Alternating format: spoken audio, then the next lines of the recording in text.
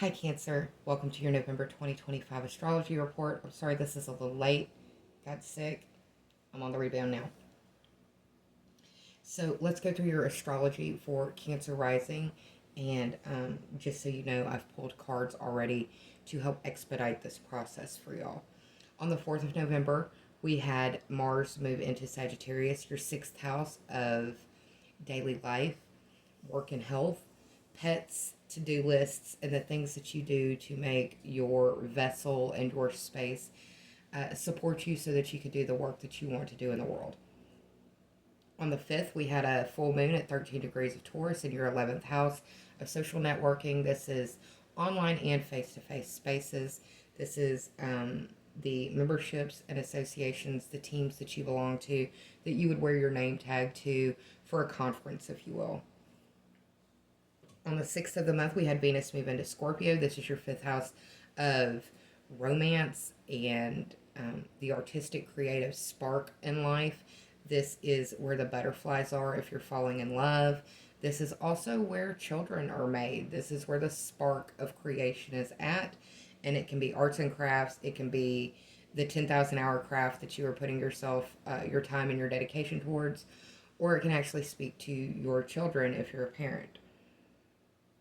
The fifth house is also the house of luck and chance. So Venus moving in there is stimulating a spot of luck for you. So maybe don't spend all of your money, but throw a dollar to the lottery. You might win something big. And if you do, come back and let me know. Pardon me. On the 9th of the month, we have Mercury going retrograde at 6 degrees of Sagittarius in your sixth house of work and health, day to day living, day to day life, the to do list, the perpetual things that you do in regular short order to support your body, your health, and your space around you so that you can provide the work that you're trying to do in this world. Now, Mercury will continue to be retrograde until the end of the month, the 29th. So if you're doing any Christmas shopping, get the receipt. Make sure you know the return policy so you're not stuck holding a bag or a gift that isn't working or cannot be returned or refunded. On the 11th, we have I'm sorry, I misspoke. On the 11th, we have Jupiter going retrograde in your sign, Cancer. This is your first house. Things have felt for you in one way or another. Jupiter is like a hot air balloon, so it expands whatever energy it's going into. If you've been having a good year, then Jupiter, the great benefic, is smiling on you and probably walked into or glided into the good energy that was going on in your world before it showed up. However, if things aren't exactly the way that you want them to be, also understand that Jupiter is a hot air balloon. It expands the energy that it walks into. So if things weren't the way that you wanted them to be or aren't as easy breezy, beautiful cover girl, if you will, then you have an opportunity while Jupiter is retrograde to try to get yourself on the track that will help you maximize the rest of this beneficial, very benefic transit for you. Um, all things considered, with reference to your individual birth chart, of course, and the aspects that are activated in there. On the 12th of the month, we have Mercury retrograde conjoined Mars at 6 degrees of Sagittarius in that sixth house. Could be that you are either one of two things: very, very busy at work, or very, very busy doing the things to help support you if you aren't working, if you are retired or slash unemployed. The secondary thing, because it's in that house of health with Mars being there, some of you may be starting to feel a little ill. It is cold and flu season coming around, so take care of yourself, however that's going to impact you. For me, it was illness and it came a little early, but I'm also a Scorpio rising and I'm feeling the grand water trine that's going on right now. In my notes, along with this for the date of November 12th, I have that we may have another internet or AWS type outage. Will be interesting to see what's going on there. So come back and let me know if it's impacted you in one way or another in the comments below. On the 20th, we have a 28-degree new moon in Scorpio. This is your fifth house. That's that house of creation where the butterflies are if you're falling in love and where your masterpiece is started. Masterpiece can be an actual piece of work, or it can be your children, or the love of your life in romance. But it's a good time for new moons to be New moons are a good time for seeds to be planted because you have that new moon in the fifth house, also with Mercury retrograde.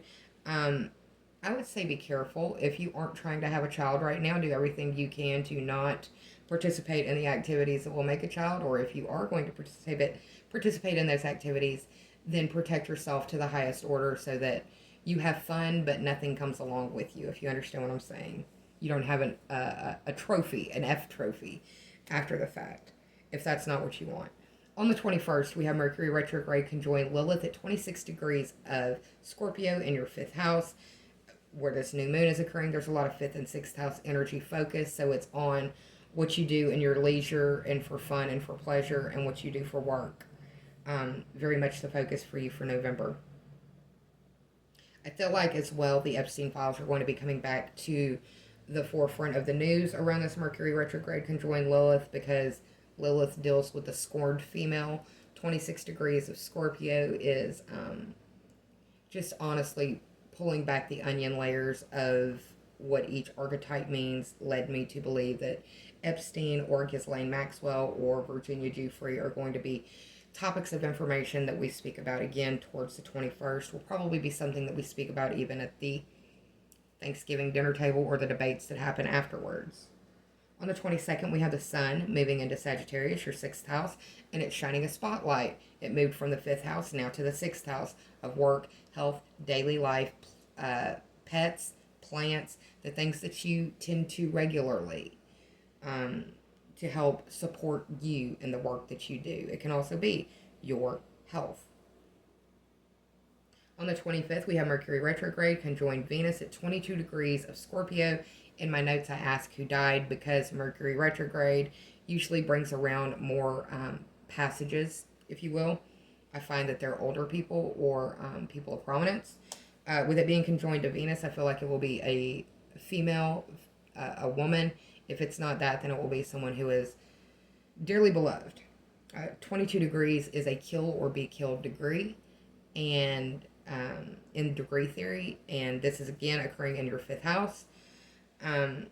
So if you're doing anything sexual, do what you can to protect yourself, because those seeds want to stick very much right now. On the 29th, we have Mercury finally going direct at 20 degrees of Scorpio in your fifth house. It will clear the shadow phase on the 17th of December, so just for your notes. On the 30th, we have Venus moving into Sagittarius. This is your sixth house. So where Mars has been at the beginning of the month, Venus comes in to try to smooth out wherever Mars maybe roughed it up.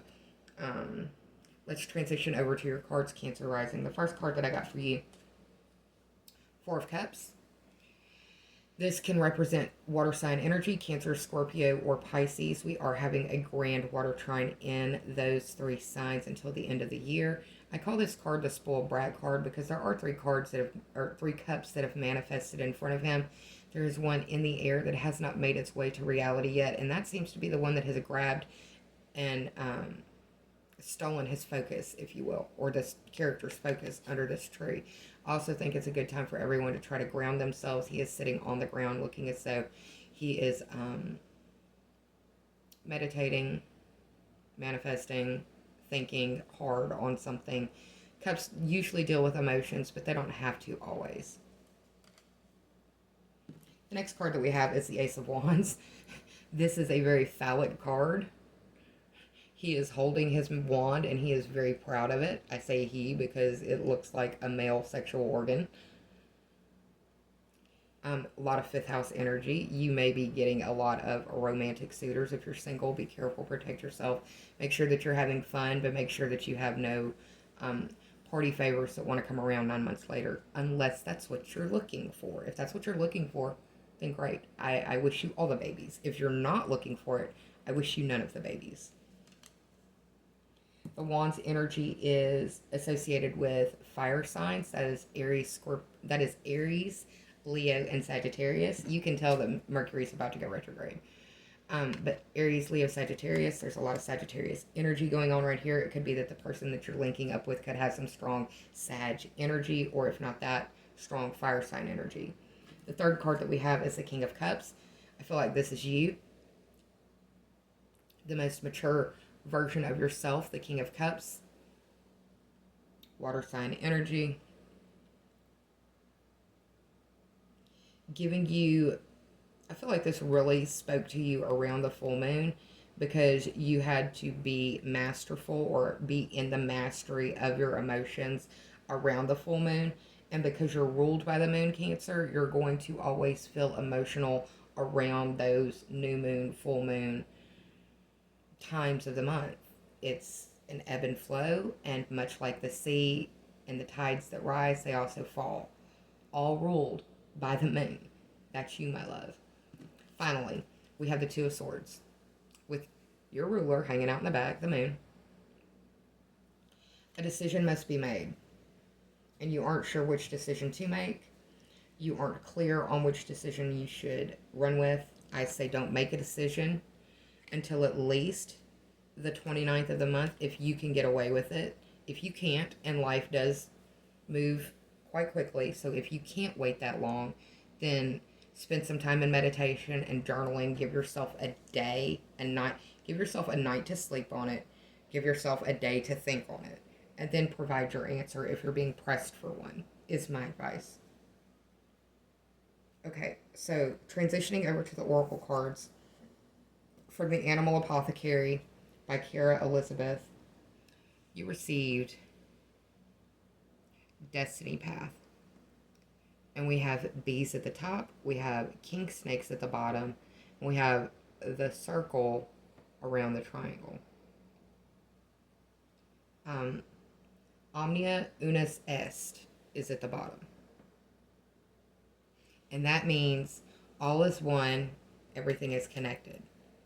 Looking back at the symbology of the bees and the snakes, it's also a as above, so below situation. This is one of the most powerful cards in this deck, and it's an indicator that you are on the right path and being led to success.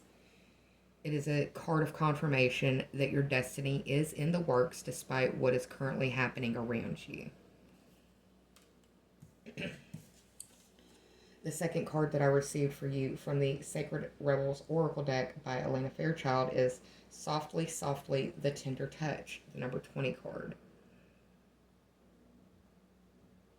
Number one, it tells me that if you have the availability, the resources, and you aren't